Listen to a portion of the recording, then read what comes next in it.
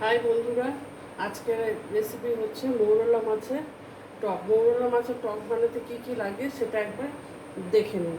প্রথমে লাগবে আমার কিছুটা মৌরলা মাছ, তারপরে লাগবে ফোড়ন দেওয়ার জন্য সর্ষে, এখানে আছে আমার তেঁতুল ভিজানো জল, আখের গুড় আর একটু ভাজা মশলা, আর কিছু লাগবে না। এবার কড়াইটা আমি গ্যাসে বসিয়ে দিয়েছি, গ্যাসটা ধরিয়ে দেবো।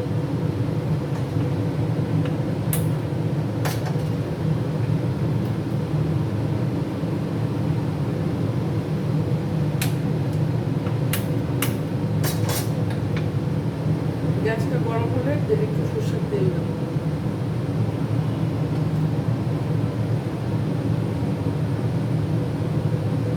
কড়াইটা ততক্ষণ গরম হোক।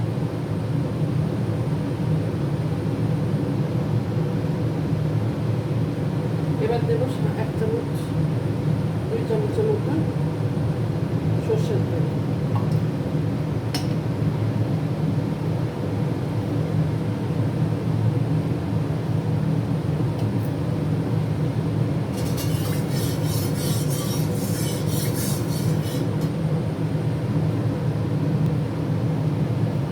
তেল গরম হয়ে গেছে, এবার এর মধ্যে আমি মাছগুলো ছেড়ে দেবো। বেশি ভাজবো না, একটু হালকা ভেজে নেব।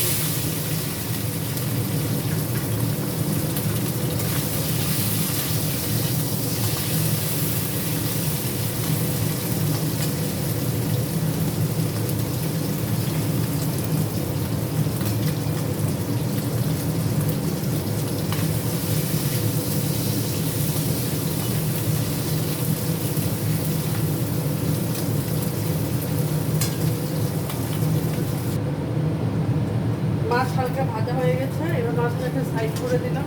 এর মধ্যে এবার দেবো একটু সর্ষে সোমবার।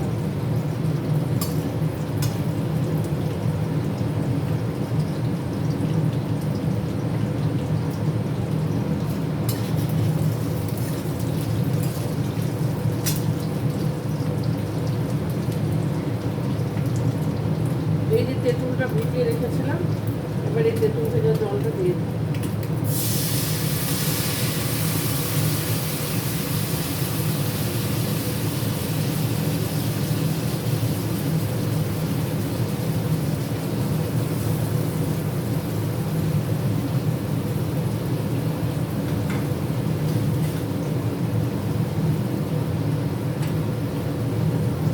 আর একটু জলের জন্য আমি একটু গরম জল দিই।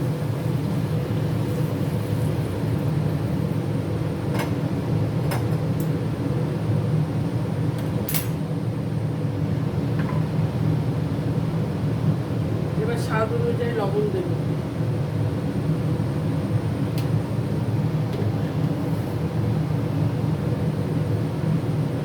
এই আখের গুড়টা আছে, এই গুড়টা দিয়ে দেবো।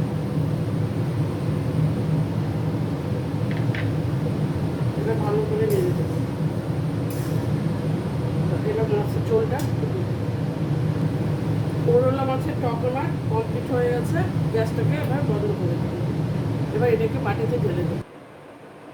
এবার এটার মধ্যে সামান্য ভাজা মশলা গুঁড়ো দেবো। এর মধ্যে ধনে, জিরে, মৌরি আর শুকনো লঙ্কা আমি ভেজে নিয়ে গুঁড়ো করে রেখেছি। এই ভাজা মশলার গুঁড়োটা ছড়িয়ে দিলাম। এবার এটাকে একটু হালকা গার্নিশিং করে দিলাম। আমার মৌরলা মাছের টক রেডি।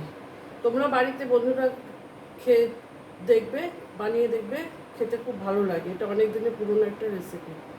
টাটা।